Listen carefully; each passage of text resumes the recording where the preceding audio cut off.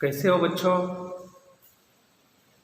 लगता है आप सब खुश होंगे और सुरक्षित होंगे। तो बच्चों, आज हम 9वीं कक्षा की 7वां जो आपके पुस्तिका में है कविता पर्यावरण बचाओ, पर्यावरण बचाओ, आज इस कविता के बारे में हम अध्ययन करेंगे। तो बच्चों, इससे पहले पर्यावरण के बारे में हम कुछ जानकारी प्राप्त करेंगे। पर्यावरण का अर्थ होता है हमारे जो आसपास का जो परिसर है,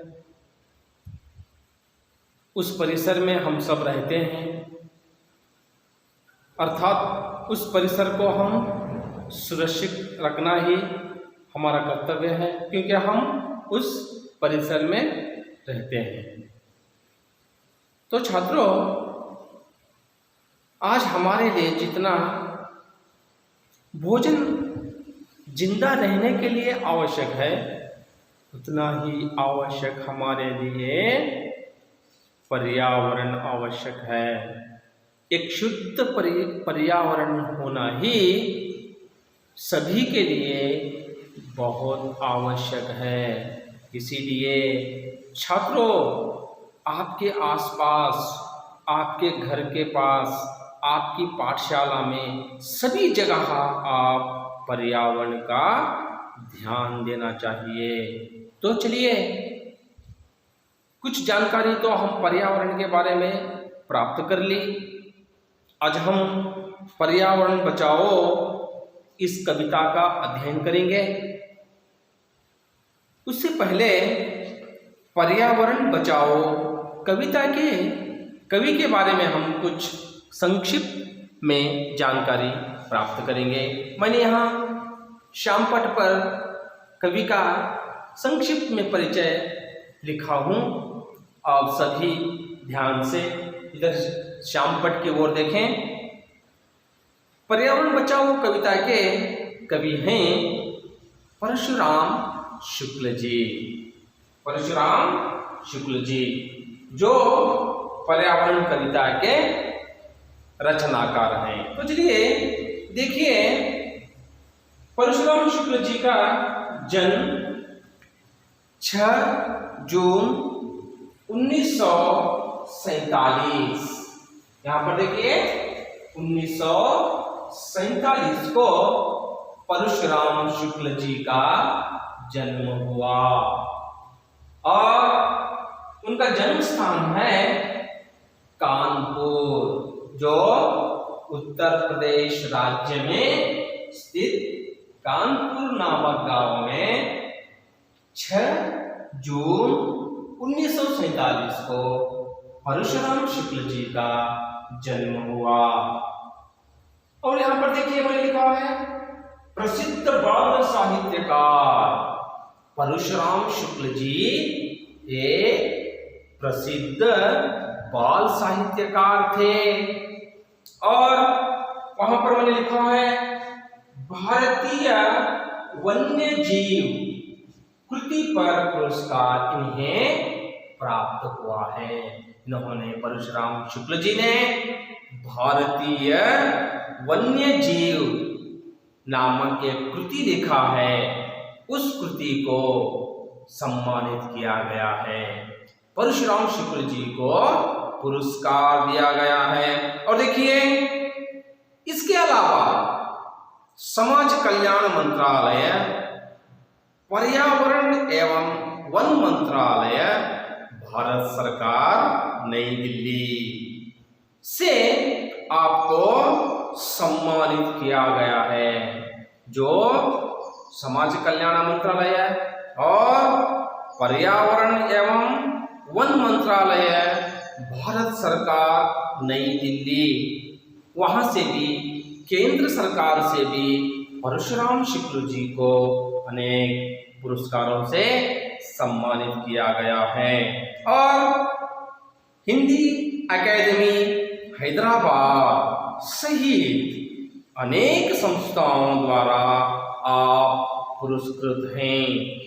हिंदी एकेडमी हैदराबाद से, ऐसे ही अन्य राज्यों के हिंदी एकेडमी द्वारा परशुराम शुक्ल जी को अनेक अनेक संस्थाएं बहुत सारे पुरस्कार देकर सम्मानित किया गया है। तो आज हम उन्हीं के द्वारा लिखित पर्यावरण बचाओ नामक कविता के बारे में अध्ययन करेंगे। छात्रों, सभी अपने अपनी पुस्तिका 53 में, पृष्ठ संख्या 53 में देखिए, अब उनका परिचय हुआ। अब आप 52, पृष्ठ संख्या 52 में देखें पर्यावरण बचाओ। तो चलिए छात्रों, मैंने यहाँ शामपट पर जो इस कविता के निहित आने वाले विलोम शब्द और समानार्थक शब्द अर्थात पर्यायवाची शब्द यहाँ शामपट पर मैंने लिखा है। आप इस कविता के निहित अंदर आने वाले जो भी शब्द होंगे वह शब्द मैंने यहाँ शामपट पर लिखा है। मैं सबसे पहले एक बार इसका आदर्श वाचन करता हूँ। आप सभी ध्यानपूर्वक अपनी अपनी पुस्तकें खोलकर पृष्ठ संख्या 52 में ध्यान से देखें। तो छात्रों, आप सभी अपने अपनी पुस्तिका खोलकर देखें। मैं इसका आदर्श वाचन कर रहा हूं, क्योंकि आदर्श वाचन भी एक ऐसी कला है जहां पर आरोह अवरोह, ऊंच नीच, जहां पर अल्प विराम, पूर्ण विराम, विस्मयादि बोधक चिन्ह, प्रश्नार्थक चिन्ह, इन उद्धरण चिन्ह, योजक चिन्ह, इन सभी चिन्हों को ध्यान में रखते हुए पढ़ा जाता है, उसको आदर्श वाचन कहते हैं। तो छात्रों, मैं आपको पहले इसका आदर्श वाचन करता हूँ, बाद में आपको मैं विवरणात्मक रूप से इसका कन्नड़ में अर्थ भी समझाऊंगा। तो देखिए, पृष्ठ संख्या 52 में ध्यान से मेरे उच्चार को, शब्दों के उच्चारण में देखें और चिन्हों के उपयोग में आप ध्यानपूर्वक देखें। आज समय की मांग यही है, पर्यावरण बचाओ। मैं इसको राग लय ताल के साथ आपको गाकर सुना रहा हूं और उसके साथ साथ आदर्श वाचन भी हो जाएगा। देखिए, आज समय की मांग यही है, पर्यावरण बचाओ।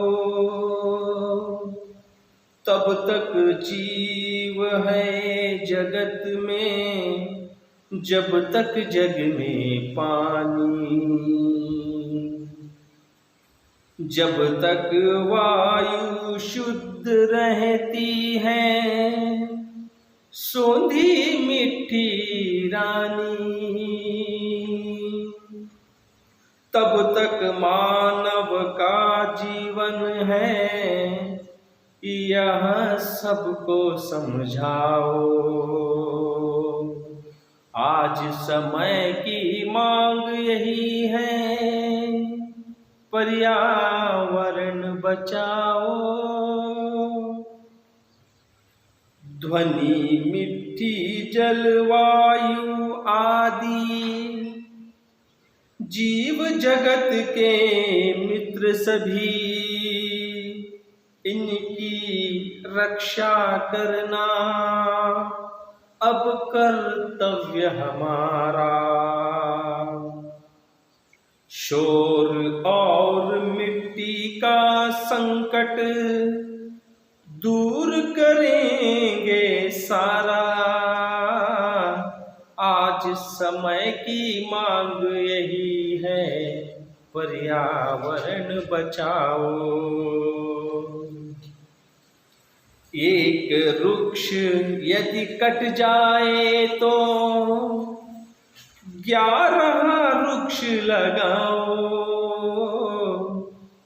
एक वृक्ष हम नित रोपेंगे, आज शपथ यह खाओ। आज समय की मांग यही है, पर्यावरण बचाओ। पर्यावरण बचाओ, पर्यावरण बचाओ। अच्छा बच्चों, आपने ध्यानपूर्वक कविता का ध्यानपूर्वक सुना, धन्यवाद। देखिए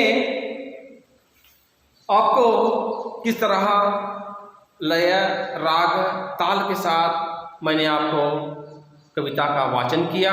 आप भी इसी तरह वाचन करने का प्रयास कीजिए और मैं आपको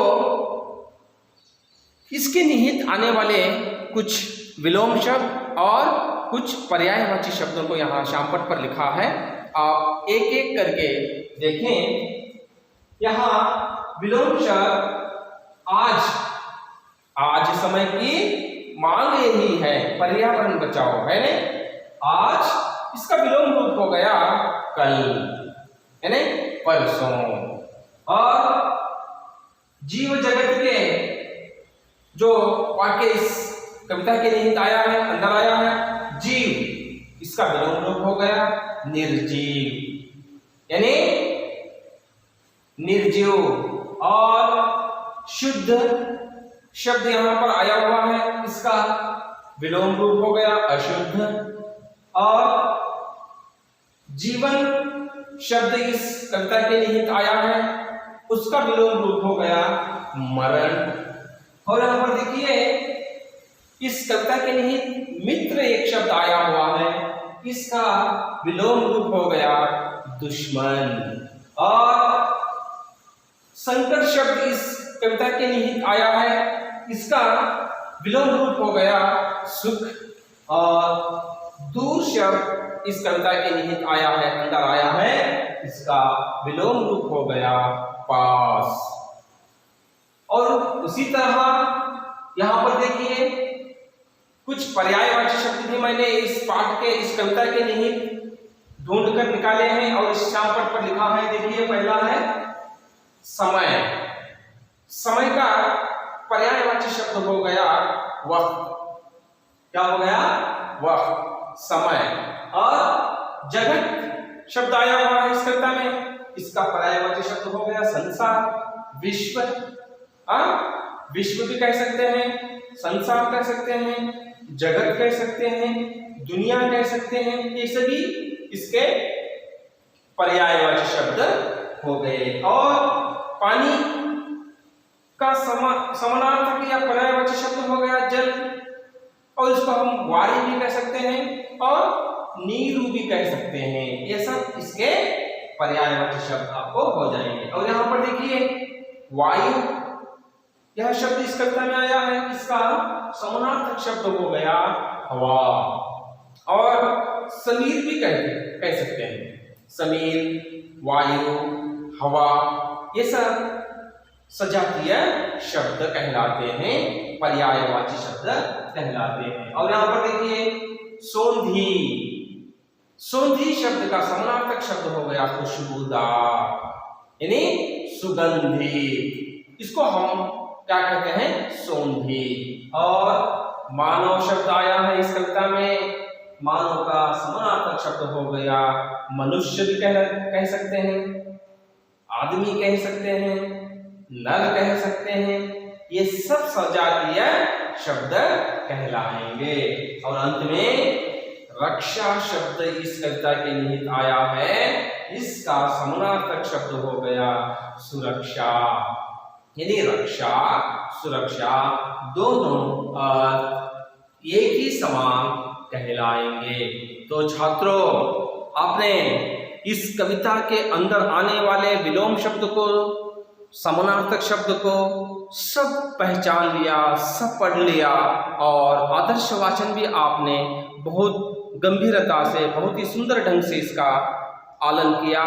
तो अब मैं आपको इस कविता के एक एक वाक्य का अर्थ बताने जा रहा हूँ। तो देखिए छात्रों, पुस्तिका पर ध्यान दें।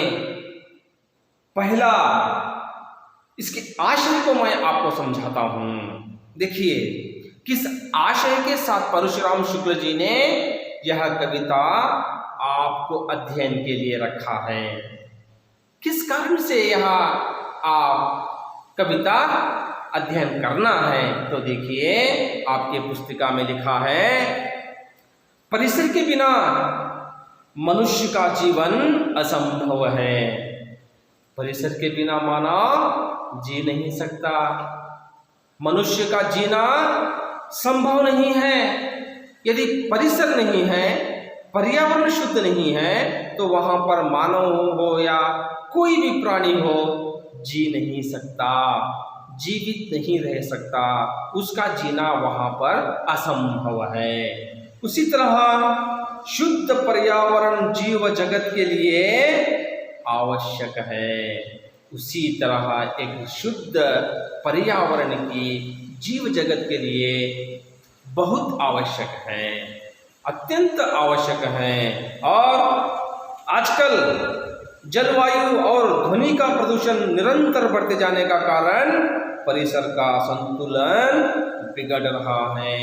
आजकल आप देख सकते हैं, वायु का प्रदूषण, ध्वनि का प्रदूषण, अनेक कारखाने, आज कैसे बड़े बड़े कारखाने, वो कारखानों से बहने वाली हवा, वायु वातावरण को, परिसर को कलुषित कर रही है, वायु को अशुद्ध कर रही है। और बड़े बड़े शहरों में बहुत गाड़ियों के घूमने से, चलने फिरने से ध्वनि का प्रदूषण भी आज परिसर के ऊपर पड़ रहा है। इसलिए परिसर का संतुलन ही आज नीच और क्या हो रहा है, बिगड़ रहा है। इस कारण से इस पर हम अधिक ध्यान देना है। और प्रस्तुत कविता में शुक्ल जी ने इस ज्वलंत समस्या की ओर हमारा ध्यान आकर्षित करने का प्रयास किया है। प्रस्तुत इस कविता में परशुराम शुक्ल जी ने यह प्रयास करने का काम किया है कि बच्चों को इन ज्वलंत समस्याओं से परिचित कराएं। इन ज्वलंत समस्याओं की ओर सभी बच्चों का ध्यान पड़े, इन पर आप सोच विचार करें। इसलिए परशुराम शुक्ल जी ने यह एक पर्यावरण बचाओ कविता आपको अध्ययन के लिए रखा है। तो देखिए, इस प्रकार परशुराम शुक्ल जी का आशय है। उन्हीं आशय के साथ आज उन्हीं के द्वारा रचित पर्यावरण बचाओ कविता के बारे में हम अध्ययन करेंगे। पहली पंक्ति देखिए आप, आज समय की मांग यही है, पर्यावरण बचाओ। सभी घड़ी, सभी समय, सभी वक्त हमसे कह रहा है, ऐ लोगों, ऐ छात्रों, ऐ बच्चों, तुम पर्यावरण को बचाओ, क्योंकि पर्यावरण अशुद्ध हो रहा है, क्योंकि पर्यावरण कलुषित हो रहा है। इसलिए तुम पर्यावरण की ओर ध्यान दो। आज समय की मांग भी यही है, समय ही तुम्हें बता रहा है, स्वयं समय तुम्हें कह रहा है, ऐ बच्चों, ऐ छात्रों, ऐ लोगों, पर्यावरण की ओर ध्यान दो, पर्यावरण को शुद्ध रखो, पर्यावरण को सुरक्षित रखो।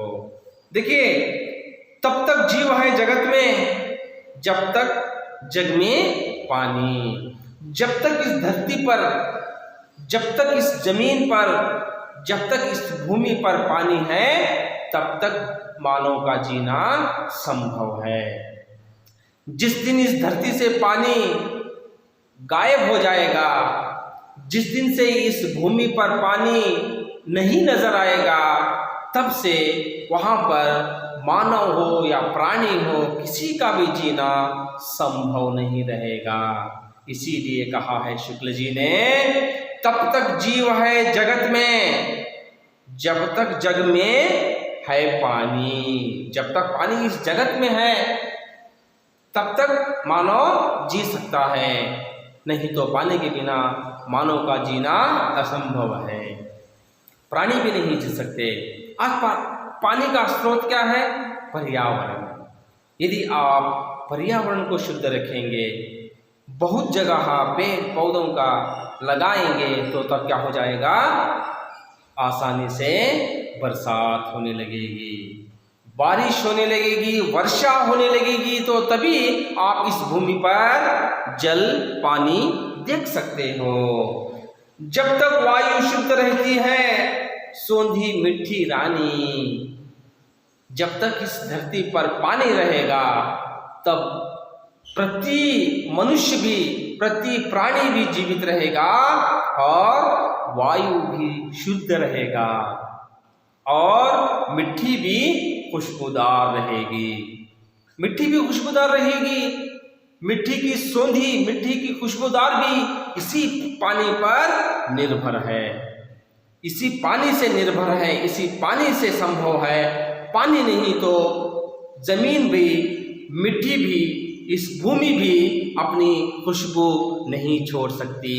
इसीलिए शुक्ल जी कहा है, जब तक इस धरती में पानी है, मनुष्य भी जीवित रहेगा, सभी प्राणी भी जीवित रहेंगे, मिट्टी भी अपना खुशबू छोड़ेगी और वायु भी शुद्ध रहेगा।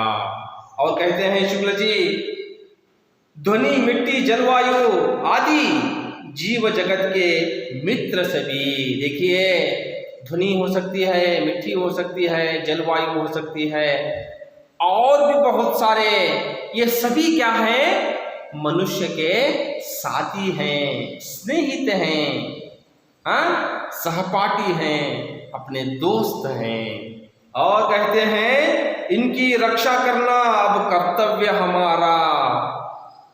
अपने दोस्त का हम रक्षा करते हैं, अपने साथी की हम रक्षा करते हैं, उसी तरह इन सब ध्वनि, मिट्टी, जलवायु आदि का हमें रक्षा करना आद्य कर्तव्य है। अब हमारा पुनीत कर्तव्य बन गया है कि हम इन सभी की रक्षा करें और इनको सुरक्षित रखें। और कहते हैं, शोर और मिट्टी का संकट दूर करेंगे सारे। ये सब क्या करेंगे? हमको शोर हो सकता है तो उसको दूर करेंगे, मिट्टी का संकट हो सकता है, उस मिट्टी के संकट को यहाँ दूर करेंगे। क्या? ध्वनि, मिट्टी, जलवायु और भी बहुत सारे, ये जो आपके साथी हैं, ये जो आपके स्नेहित हैं, ये जो आपके दोस्त हैं, ये सब आपके संकट को दूर करेंगे। यदि आप इनकी रक्षा नहीं करेंगे तो ये आपसे उत्तम पर्यावरण नहीं दे पाएंगे। इसलिए कहते हैं शुक्ल जी अंत में, एक वृक्ष यदि कट जाए तो 11 वृक्ष लगाओ। देखिए, हमने पहले कहावत सुनाई थी और हम कहते थे खुद, एक पेड़ काटो और उसके पास एक पेड़ लगाओ। तो आज बहुत ही परिवर्तन हो गया है, बहुत ही बदलाव आ गया है। यदि एक आप वृक्ष काटेंगे तो उसके बदले में आप 11 वृक्ष लगाना आवश्यक हो गया है। तो आप अंदाजा लगा सकते हैं बच्चों, आज इतना हमें पर्यावरण की रक्षा करना आवश्यक बन गया है। यदि आप एक वृक्ष काटेंगे तो उसके बदले में आप 11 वृक्ष लगाने की सलाह परशुराम शुक्ल जी आपको दे रहे हैं। एक वृक्ष हम नित रोपेंगे, आज शपथ यह खाओ। और इसके साथ साथ प्रतिदिन हर रोज आप एक वृक्ष लगाने की शपथ खाओ।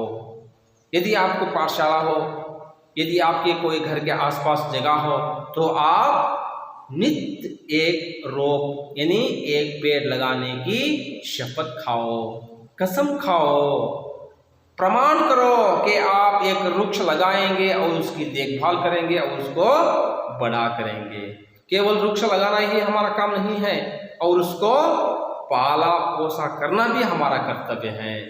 केवल वृक्ष लगाकर यदि हम छोड़ देंगे तो वे भेड़ बकरियों के हिस्सा हो जाएगा, पेड़ बकरियों उसे खा जाएंगे। इसीलिए हम उसकी रक्षा करके उसको बड़ा करने का कर्तव्य ही हमारा ही बनता है। और कहते हैं आज समय की मांग यही है, पर्यावरण बचाओ। तो छात्रों, शुक्ल जी ने हमें बहुत ही अच्छे अंदाज में अपना एक संदेश दिया है। तो सभी आज आप पर्यावरण की ओर ध्यान दो, पर्यावरण की रक्षा करो। पर्यावरण यदि बिगड़ रहा है तो आप उसकी रक्षा करके पर्यावरण को उत्तम शुद्ध पर्यावरण की ओर आप उसे रक्षा करने का प्रयास करो। और यहाँ पर शुक्ल जी ने बहुत ही अंदाज में अपने खूबसूरत हिस्से से उन्होंने कहा है, यदि आप इसकी रक्षा करेंगे पर्यावरण आपकी रक्षा करेगा। अर्थात शुद्ध पर्यावरण में ही एक उत्तम व्यक्ति, एक अच्छा मनुष्य जी सकता है। एक शुद्ध पर्यावरण के बिना मानव का जीना असंभव है। तो यहाँ पर सोच विचार करके उस पर गंभीरता से सोच के शुक्ल जी ने बहुत ही उत्तम रूप से आपके लिए एक यह अद्भुत कविता आपको अध्ययन के लिए दिया है। और कहते हैं एक वृक्ष यदि कट जाए तो यदि आप एक वृक्ष अपने उपयोग के लिए, अपने आवश्यकता के लिए एक वृक्ष को काट दिया, कोई बात नहीं, अपना काम पूरा कर लो, परंतु उसके बदले में आपको 11 वृक्ष लगाना आवश्यक है। उस 11 वृक्ष लगाकर केवल आपका काम समाप्त नहीं हुआ, उसको क्या करना है? पालना है, उसका पोषण करना है, नित्य उसे पानी देकर, नित्य उसे भेड़ बकरियों से रक्षा करके उसको आप पालना है। इस प्रकार आप करेंगे तो वे आपने लगा हुए वृक्ष बड़े हो जाएंगे। किसी न किसी दिन बहुत बड़े होकर वो छाया देंगे। उस छाये में बैठकर कोई भी व्यक्ति हो आपको बोलेगा, किस इंसान ने इस वृक्ष को लगाया जो मैं आज इस वृक्ष के नीचे बैठकर विश्रांति पा रहा हूँ। तो बस समझ लीजिए आपकी कामना पूरी हो जाएगी और आप जाने अनजाने में जो आपने लगाए और उसे बड़ा किया उस पेड़ को, उस भगवान ने आपको ढेर सारे, बहुत सारे क्या देंगे? कुशल, बहुत सारे अच्छे कामनाएं आपको देंगे और आप भी खुश मंगल हो जाएंगे। इसी तरह समय भी देखिए, हर एक इंसान के लिए, प्रति मनुष्य के लिए समय अत्यंत महत्वपूर्ण है। यदि कोई भी व्यक्ति समय व्यर्थ में गंवाता है तो वे समय फिर से उस व्यक्ति को नहीं मिल सकता। इसलिए समय की मांग है। समय आज आपसे मांग कर रही है। समय ही आपको बता रही है, ऐ बच्चों, ऐ छात्रों, आप पर्यावरण की रक्षा करो, पर्यावरण को मत भूलो, पर्यावरण को बचाओ, क्योंकि पर्यावरण आज संकट में है, पर्यावरण का नाश हो रहा है और आगे चलकर हमें ऑक्सीजन के साथ ही ना जीना पड़े। हाँ, ऑक्सीजन के साथ आज हम आगे चलकर हमारे अगली पीढ़ी के लिए ऑक्सीजन का हम अनेक वृक्ष लगाकर, बहुत सारे पेड़ पौधे लगाकर उनके लिए एक शुद्ध परिसर का बनाना अत्यंत आवश्यक है। तो छात्रों, आशा करता हूँ आप सबको इस कविता का संपूर्ण ज्ञान मिला होगा।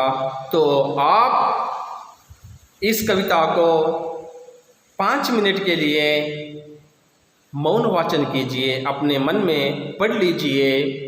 यदि आपको तब भी कोई दिक्कत हो, कोई परेशानी हो, कोई नहीं मालूम हुआ हो, तो मुझे आप पूछ सकते हैं। धन्यवाद।